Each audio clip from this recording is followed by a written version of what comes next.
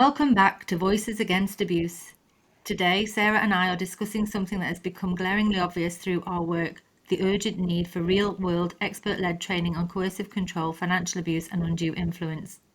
And we're not just talking about training in the assistant dying context. This is an issue far beyond that. Coercion is a criminal offence now, both in the UK and the Isle of Man. Yet the people in charge of safeguarding vulnerable individuals often lack the training to recognise it, let alone act on it effectively. So that's why we want to talk about coercion and what it actually looks like, Sarah. So too often when people hear the word coercion, they picture an aggressive, controlling person openly manipulating a vulnerable individual. But that's not what it looks like in real life. Coercion is insidious, gradual and calculated. It doesn't always involve physical violence. It works by wearing someone down over time, eroding their autonomy and their ability to make decisions for themselves. We've seen countless examples of this. Think about Peter Farquhar from The Six Commandments, that was an ITV series, where coercion was used alongside medication to manipulate and ultimately murder him. Or what about Malcolm Webster, who used psychological manipulation and medication to control and defraud multiple women? These aren't rare cases. This is a pattern of behaviour that exists across the world, and professionals keep missing it.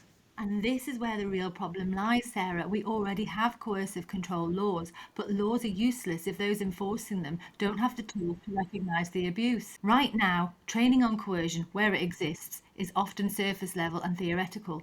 The reality is spotting coercion isn't about ticking boxes in a compos mentis test. Coercion doesn't fit into a checkbox. If all we do is train professionals to ask, is this person capable of making a decision, without looking at the power dynamics in their relationship, we will continue to fail these victims. Absolutely. We see the same thing in financial abuse cases. The lack of real training means that when someone is coerced into signing over property, changing their will, or handing over control of their finances, professionals miss it and become the victims that doesn't look obviously distressed at that moment. But that's not how coercion works, is it? This is why so many cases end up being fraud or theft prosecutions rather than coercive control cases. Coercion is harder to prove when professionals haven't been trained to gather the evidence, right? Yeah, absolutely. So let's bring this back to the assisted dying bill then. When I was asked to provide expert evidence on coercion, I assumed that training on coercion would be at the heart of all the safeguards. But then I realised something. Training wasn't actually being considered in a meaningful way. I raised this with MLC Peter Greenhill, and his response was, well, it was really telling, to be fair. He told me not to mention training during my oral evidence session, but instead to speak privately with the Attorney General afterwards, that he would introduce me to the Attorney General. And that to me was a red flag. Why avoid discussing training publicly if it's supposed to be a priority? And it is, isn't it?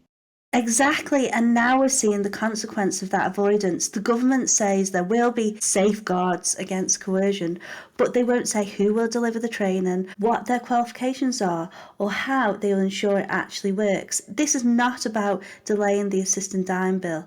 It's about ensuring that those who are supposed to protect people from coercion actually know how to do it. And this isn't just about the assisted dying bill, Sarah. Think about it. If we get coercion training right now, we could transform how we protect vulnerable adults across the board. Imagine if every professional involved in healthcare, law enforcement, social service and financial institution were properly trained to spot coercion.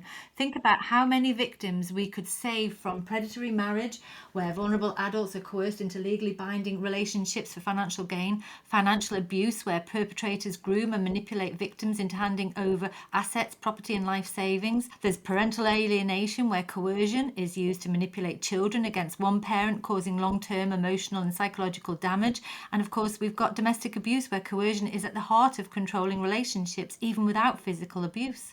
So the question is, why won't the government take this opportunity? If we can put proper coercion training in place now, it won't just safeguard people choosing assisted dying, it will create protections that will cause a ripple effect across the entire system. Yep, but instead, what we are getting is silence, vague assurances, no clear plan of how training will be delivered, by whom, or whether those providing it will actually understand coercion beyond any academic level. And it makes you wonder, is there an ulterior motive? Why wouldn't those in power want real safeguards? Could it be because real training would, in effect, expose how many cases of coercion have already slipped through the cracks? Because if professionals were actually trained, we might suddenly start seeing patterns of coercion and financial abuse that have been ignored for years.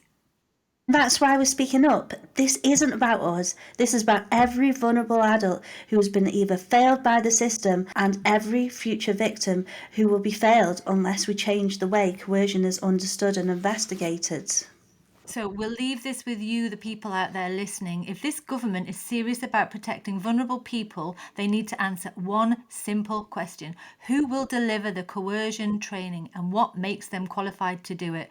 And until they answer that question, we'll keep asking, because coercion isn't just an issue in assisted dying, it's a national crisis, and the failure to act is enabling abuses right now as we speak.